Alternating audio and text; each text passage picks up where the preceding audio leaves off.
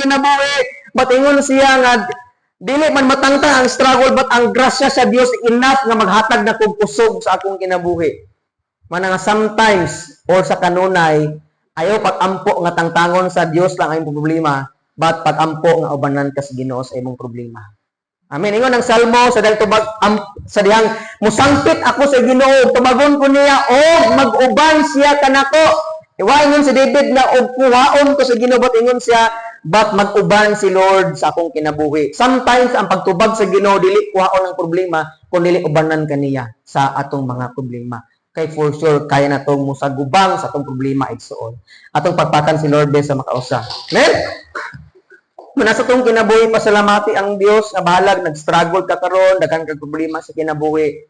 Gituyo, gina sa Ginoo para mutawag ka kapunay niya. Kaya pag wala kay problema, di na ka mutawag sa Ginoo. Bantay ka ng mga dato, magwa na sila problema. Pero nalas, bayan ako, naminaw ko na, daghan problema ni mga dato. Kasi sila kununas ng negosyo. Mapobre na sila, saan naman nila pagkuhan? Masige sila negosyo, kwarta-kwarta. Manang salamat kay mga Kristiyanta. Pag natay problema, natay negosyo, natay mga utang, sige tagunahuna sa Ginoo igsoon. Amen. So padayon ta.